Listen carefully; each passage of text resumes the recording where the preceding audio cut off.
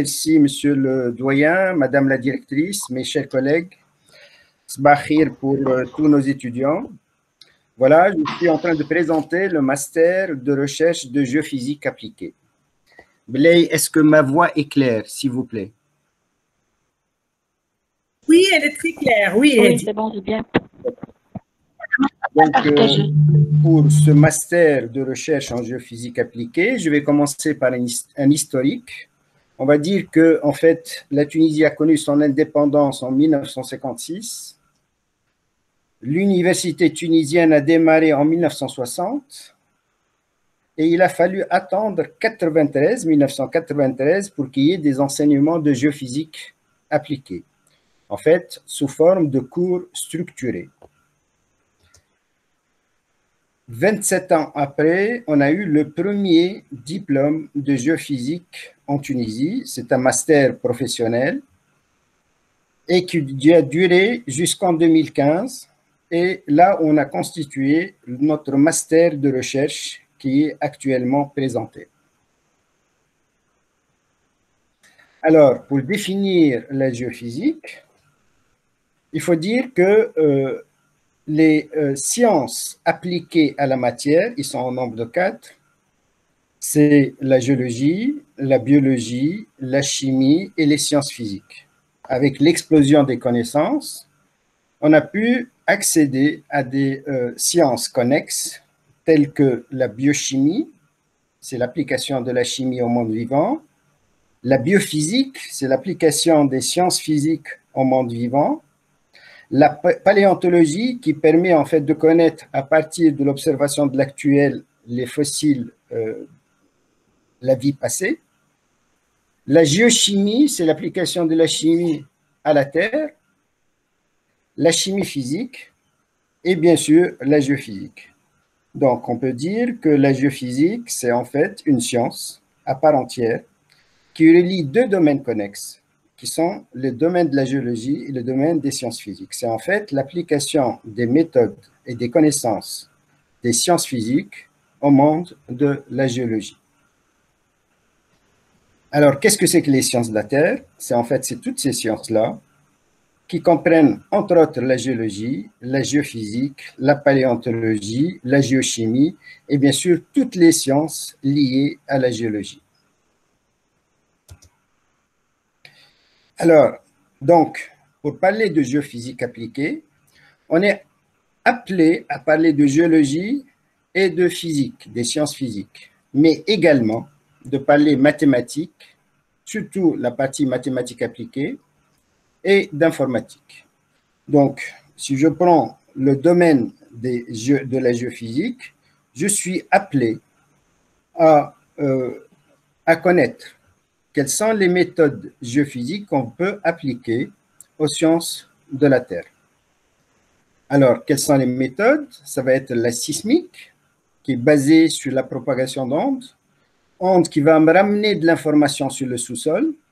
Donc là, on est en train de confronter un monde scientifique, géologique, qui demande un accès direct à l'information, au monde indirect, qui est proposé par le monde géophysique, donc la propagation d'ondes, qui va me ramener une information sur quelque chose qui n'est pas accessible à l'observation. À côté de la sismique, il y a la sismologie, donc là, les ondes sont des ondes naturelles. La gravimétrie qui est basée sur la chute des corps. Donc, on va étudier la chute de ces corps-là pour connaître en fait la composition du sous-sol. Le magnétisme qui est basé sur le champ magnétique terrestre. On va utiliser le champ magnétique terrestre et le champ qui peut émaner en fait de certains corps magnétiques enfouis. Et la composition de ce champ-là permet de reconnaître le contenu dans le sous-sol des matières ou de la matière qui présente un certain magnétisme. La circulation d'un courant dans le sous-sol, grâce à la résistance, je vais utiliser un mot particulier, résistivité des corps géologiques, va nous permettre également de connaître le sous-sol. Donc, lorsqu'on a un arsenal de méthodes, on a aussi des applications. Ces applications sont des applications au monde économique, telles que la recherche de pétrole ou de gaz, la recherche d'eau, la recherche de minéralisation, de minerais, ensuite des applications un peu plus proches de la surface du sol, telles que la recherche géotechnique et génie civil, et bien sûr, quelque chose qui est en relation avec l'environnement. Donc, en fait, on a des méthodes qu'il faut apprendre, mais aussi des interprétations et des modélisations à partir des méthodes pour connaître le monde appliqué, le monde économique. Voilà une liste d'étudiants qu'on a recrutés l'année dernière. Vous voyez qu'on a des ingénieurs géosciences, des ingénieurs de forage, des personnes issues de la licence LFST, des personnes issues de licence de physique, de bien des sciences naturelles, etc. Donc, en fait, le personnel qu'on a, c'est du personnel issu de différents horizons, que ce soit l'horizon géologique, l'horizon physique, mathématique ou bien informatique. Quels sont les objectifs? C'est préparer l'étudiant à une carrière professionnelle ou bien de recherche et réussie dans les divers domaines de la géophysique appliquée. Offrir un spectre de connaissances de base assez large. Former des étudiants motivés par une approche quantitative et intégrée des méthodes géophysiques. Doter les étudiants d'une capacité à concevoir et réaliser un projet, une capacité d'expliquer et de développer les résultats qui sont obtenus de manière claire et logique. Quels sont les secteurs qui permettent d'employer ces gens-là? Bien sûr, il y a les compagnies pétrolières, les compagnies minières, les sociétés de recherche hydrogéologique, les bureaux d'études géophysiques, les entreprises géotechniques et travaux publics, les directions régionales de l'équipement, les directions régionales de l'agriculture, les directions régionales de l'environnement et les institutions et centres de formation en géosciences. Les diplômés vont acquérir une connaissance des méthodes géophysiques avec les avantages des différentes méthodes, mais aussi les limites de ces méthodes-là. Ils vont apprendre et connaître les instruments géophysiques. Parmi les instruments géophysiques, on a la géodésie. Une mesure géophysique n'a pas de sens si elle n'a pas de coordonnées. De gravimétrie, de magnétisme, de sismique, de méthodes électriques et électromagnétiques, de diagraphie, etc. Des outils informatiques, tels que les systèmes d'information géographique, les bases de données, la modélisation numérique. La géophysique est essentiellement une méthode de modélisation numérique. Ils vont apprendre des méthodes d'analyse de données. Ils vont apprendre également, quelque chose de très important, une autonomie dans le travail. Donc, ils peuvent lancer leur propre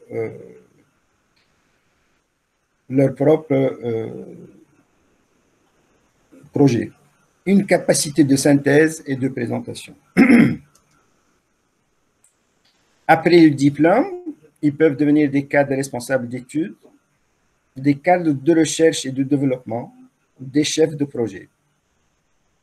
Quels sont les domaines? On a dit que ce sont les domaines de prospection pétrolière, minière, gestion de ressources hydrogéologiques, environnementales ou bien génie civil.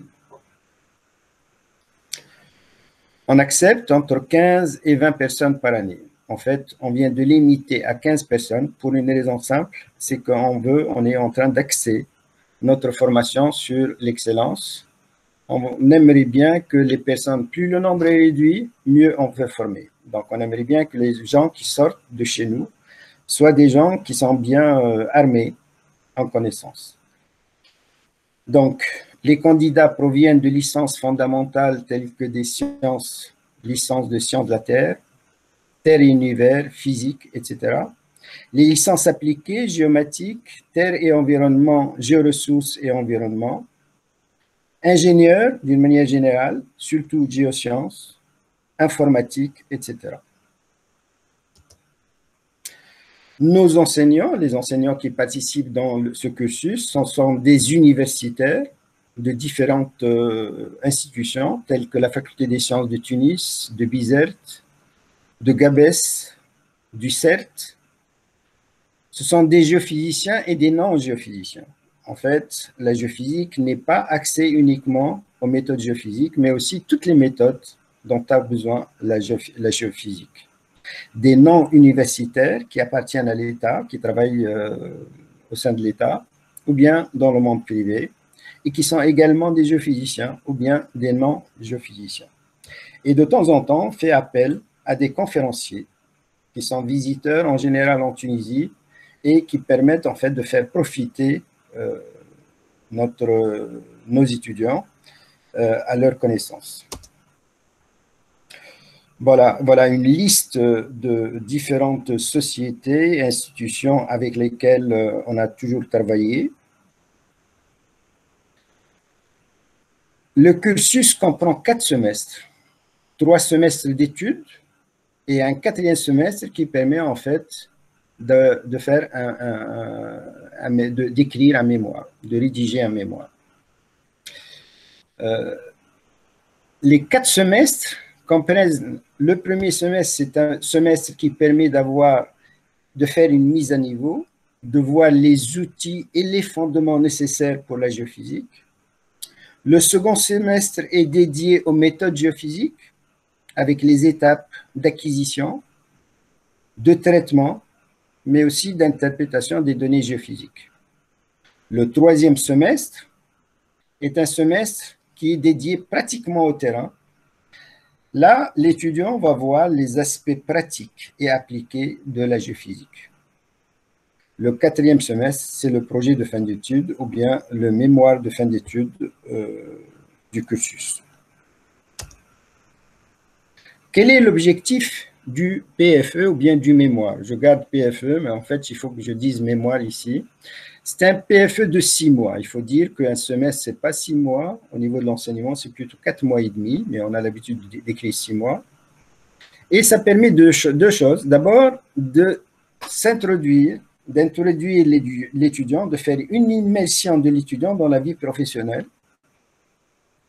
Et cela permet de voir la relation entre les connaissances reçues académiques au niveau de l'institution, au niveau de la faculté des sciences, mais de confronter ceci à celles demandées par le monde professionnel. L'étudiant va avoir un tuteur. Le tuteur doit être du domaine de l'étude envisagée. Il doit avoir un minimum d'expérience. Il doit avoir au moins un tuteur. Il y aura au moins un tuteur par étudiant. Donc, l'étudiant, il ne va pas être laissé tout seul, confronté tout seul à son projet. En plus du tuteur professionnel, le stagiaire aura un tuteur universitaire. En fait, il va être co-encadré avec un tuteur universitaire. Quels sont les stages possibles? On peut avoir ces stages à travers des demandes. L'étudiant peut faire sa propre demande après une réunion avec les professeurs responsables. À travers des réunions avec les entreprises ciblées, ou bien à travers des discussions sur des objectifs qui sont visés par l'entreprise. Le but est de mieux définir, calibrer et homogénéiser l'ensemble des stages octroyés pour l'ensemble de nos étudiants.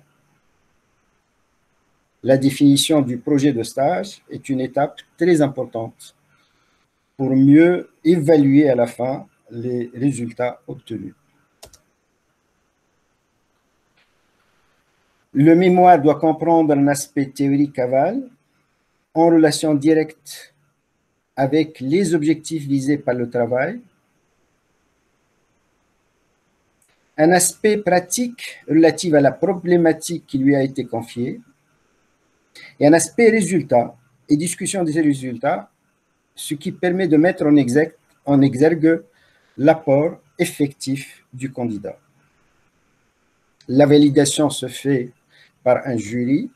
Ce jury est désigné par la commission du master de géophysique appliquée et qui regroupe l'ensemble du corps enseignant. La commission comporte un minimum de 2 membres universitaires et 2 membres de la profession, sachant que l'un de ces 2 membres de la profession va être invité. Le président doit être quelqu'un qui est reconnu par la profession.